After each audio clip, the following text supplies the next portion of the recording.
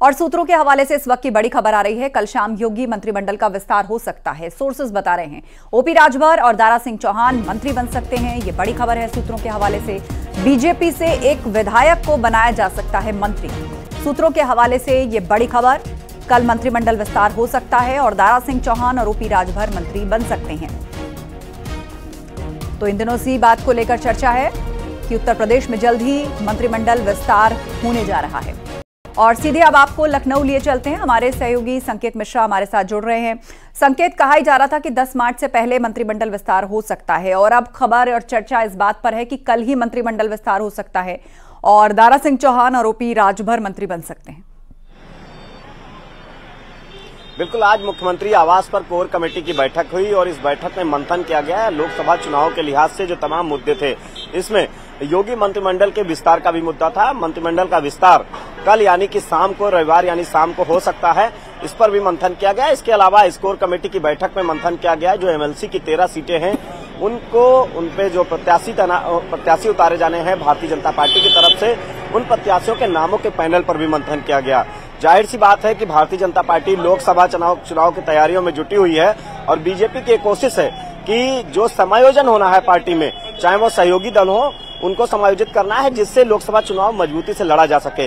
यही वो वजह है कि योगी मंत्रिमंडल का विस्तार कल शाम हो सकता है और इसमें ओम प्रकाश राजभर, जो कि सुभाषपा के राष्ट्रीय अध्यक्ष हैं, उनको मंत्री बनाया जा सकता है। आरएलडी कोटे से एक कैबिनेट मंत्री बनाया जा सकता है, राजपाल सिंह बालियान के नाम की चर्चा है। इसके अलावा दारा सिंह चौहान को भी मंत्री बनाया जा सकता है। हालांकि जो मंत्रिमंडल विस्तार है वो लघु मंत्रिमंडल विस्तार होगा, यानी कि ज्यादा चेहरे नहीं होंगे, ज्यादा लोग इस मंत्रिमंडल में नहीं होंगे। सूत्रों की माने तो 5 के भीतर ही 5 लोग ज्यादा से ज्यादा मंत्री बनाए जा सकते हैं और जो योगी मंत्रिमंडल में जगह है वो 8 से 8 मंत्रियों को शामिल किया जा सकता है मंत्रिमंडल में। तो ऐसे में एक बात साफ है कि अब योगी मंत्रिमंडल विस्तार की चर्चाएं एक बार फिर तेज हैं और सूत्रों की माने तो कल योगी मंत्रिमंडल का शाम को, रविवार शाम को विस्तार किया जा सकता है। इसमें जो योगी सरकार में जो मंत्री शामिल हो सकते हैं उनमें जो नाम है वो ओम प्रकाश राजभर का है। दरअसल ओम प्रकाश राजभर सुभाषपा के राष्ट्रीय अध्यक्ष हैं, ऐसे में उनको समायोजित किया जा सकता है योगी मंत्रिमंडल में। वहीं आरएलडी ने लगातार जिस तरीके से पहले देखा गया कि राज्यसभा का जो चुनाव था, आरएलडी के विधायकों ने तौर पर भारतीय जनता पार्टी के प्रत्याशी के पक्ष में मतदान किया और वो साथ खड़े नजर आए भारतीय जनता पार्टी के साथ में। तो ऐसे में अब आरएलडी कोटे से भी एक मंत्री बनाया जा सकता है, कैबिनेट मंत्री का दर्जा मिल सकता है। इसके अलावा जो भारतीय जनता पार्टी के भी विधायकों को योगी मंत्रिमंडल में शामिल किया जा सकता है। और ये सब कल ही संभव है क्योंकि कहा जा रहा है मंत्रिमंडल विस्तार यूपी में कल शाम हो सकता है। आप नजर बनाए रखें। जानकारी के लिए शुक्रिया संकेत। लोकसभा में सीटों के बीजेपी को सहयोगी दलों के बीच सीट बंटवारे को लेकर चर्चा तेज है। निषाद पार्टी के अध्यक्ष संजय निषाद ने 2 सीट देने की मांग की है। उन्होंने कहा है कि निषाद पार्टी को जनसंख्या के हिसाब से भागीदारी मिले। उन्होंने यह भी कहा कि निषाद बाहुल्य किसी भी सीट से हमें टिकट दें, हम चुनाव जीतकर दिखाएंगे।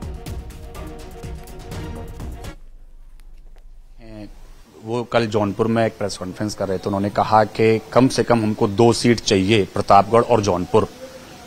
से इत्तेफाक रखते हैं? निश्चित रूप से चाहते हैं कि हमें जो अपना दल को 2 सीटें मिली हुई हैं और हमारे उससे कम हमारा वोट ट्रांसफर नहीं है और न हमारे पास विधायक एक ही कम है और आज के दिन में हम दोनों लोग कैबिनेट में हैं, सहयोगी दल हैं और हमने ऐतिहासिक, जब से मैं आया हूँ तो ऐतिहासिक जीत मिलती 2018, 2022 नदियों के किनारे हमने 2023 में दिया और हमेशा हम लोग त्रेता का गठबंधन है, भगवान राम और निषाद राज का।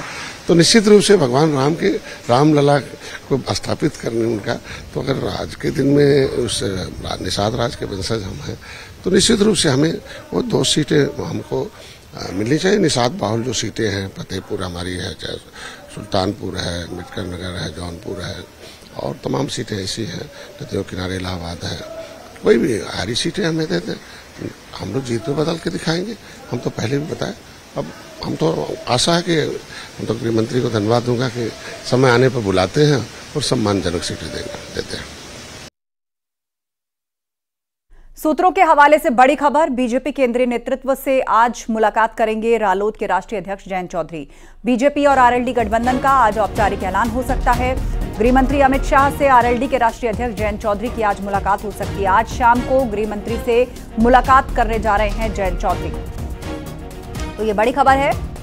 एनडीए में शामिल हो रही है आरएलडी, इस बात का औपचारिक ऐलान आज हो सकता है। जयंत चौधरी की आज गृह मंत्री अमित शाह से शाम को मुलाकात है और कहा जा रहा है कि उसके बाद ही यह औपचारिक ऐलान किया जाएगा। सोर्सेस के हवाले से यह खबर मिल रही है कि आज शाम ये मीटिंग हो सकती है। बीजेपी केंद्रीय नेतृत्व से मिल सकते हैं जयंत चौधरी और इस मुलाकात के बाद वो ऐलान कर सकते हैं। आज शाम गृह मंत्री अमित शाह के साथ उनकी मीटिंग की भी चर्चा है। दिल्ली से बड़ी खबर, आरएलडी आज कर सकती है एनडीए के साथ जाने का ऐलान। आज अमित शाह से जयंत चौधरी की मीटिंग है शाम को और इसीलिए ये चर्चा तेज है कि आज ही क्या इस बात का औपचारिक ऐलान होगा।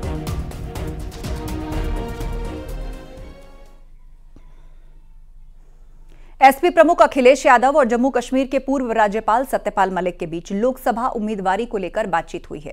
सूत्रों के हवाले से जो खबर आ रही है उसके मुताबिक अखिलेश यादव ने सत्यपाल मलिक को अलीगढ़ लोकसभा सीट के लिए टिकट ऑफर किया है।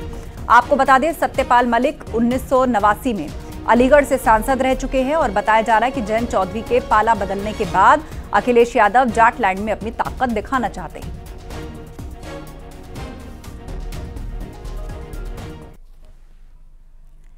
रामलला की प्राण प्रतिष्ठा के बाद अलग अलग राज्यों के मुख्यमंत्री अपने मंत्रियों के साथ अयोध्या पहुंचकर रामलला के दर्शन कर रहे हैं और इसी बीच गुजरात के मुख्यमंत्री भूपेंद्र सिंह पटेल अयोध्या पहुंचे।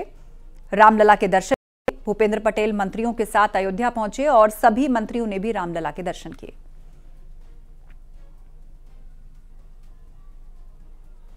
तो अयोध्या पहुंचे गुजरात के सीएम, अपने मंत्रिमंडल के साथ उन्होंने रामलला के दर्शन किए।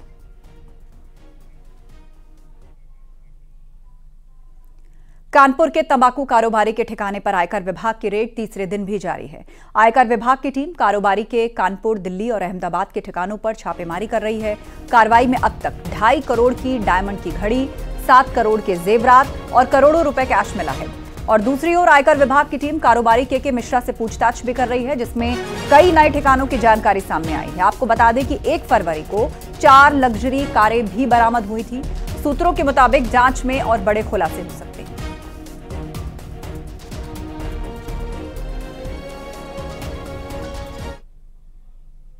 और यहां रुकेंगे एक ब्रेक के लिए, खबरें लगातार जारी हैं। आप देख रहे हैं न्यूज़ 18 उत्तर प्रदेश उत्तराखंड।